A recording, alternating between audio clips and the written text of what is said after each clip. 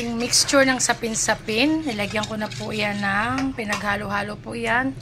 Asukal, condensed, evap, gata, and syempre yung glutinous powder para sa ating sa ating sapin-sapin.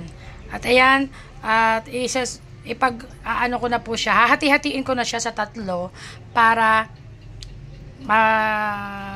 lagyan ng kulay. Ayan. Ayan na po yung ating kulay yellow. White lang po yung isa. And then, ito yung ating violet. At ito naman po yung aking molder na gagamitin. Makapal yan. Oh. Malaki. Isasalang na po natin doon sa steamer para malagyan na natin ng laman. Ayan. Nasa steamer na. Medyo lalagay na natin. Ang una natin ilalagay ay violet po para pag binaliktad ay violet yung nasa ibabaw. Pag po tayo ay gumagawa ng mga ganyan na may mixture, lagi nating hahaluin kapag na-stop tayo. Every time na tayo ay magsasalin, hahaluin natin ulit. Tatry ko muna po ang 2 cup para masukat ko. Dapat kasi pare-pareho yung kapal niya. Ayan. Okay po siguro yung 2 ganito. Bali, magiging 6 cups siya mamaya. Yung sosobra, pwede pa natin gawin sa iba. Ayan, tatakpan ko po at babalikan ko siya ng 5 minutes. Okay, 5 minutes na po. Ayan, pwede na siyang patungan. Tigas na. Yellow naman po ang ating isusunod. At sabi ko nga sa inyo, hahaluin natin. Dahil tumitining po yung powder doon sa ilalim. Lagyan natin yung yellow.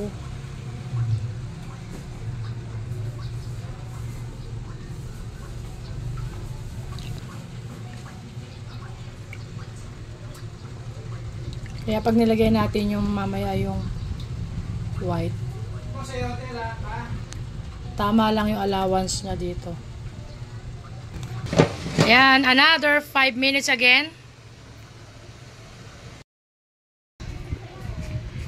Check po ulit natin. Ayan, okay na ulit. Every 5 minutes po. Pwede naman sumobra ng kaunti sa 5 minutes. Pero kasi pag nilagay ko na po yung last color, medyo doon tatagalan ko para maluto sila dahil medyo mataas na. Kaya lulutuin ko po siyang mabuti. At ito pong last color natin, sabi ko puti. Parang nagbago isip ko dahil meron naman din akong green para maganda-ganda kulay.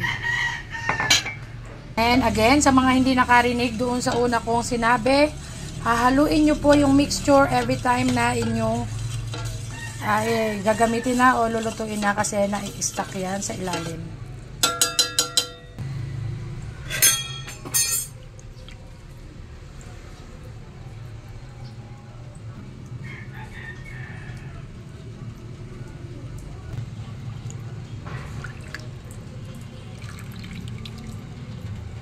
Ayan, aalsa pa po yan mamaya kapag naluto na yung green. Okay, another steam. Pero hindi na siya 5 minutes. Hindi ko pa masabi yung time. Pero siguro mga 7 minutes ganon. Kasi po, matatansya nyo naman yan. Pasilip-silip na lang po kayo. Once na parang medyo nagbubukol-bukol na yung wag nyo, iwasan nyo po yun. Dahil ibig sabihin na-over, na steam na. At itong mga sumobra nating mga kulay ay magagawa pa po natin to kung 2 tab lang makakagawa pa tayo. Tab na 500 ml. Mga ka-frenny, at yung mga sobra natin ay nilagay ko sa 4. Ayan, nilagay ko sa 4 na tab na maliit.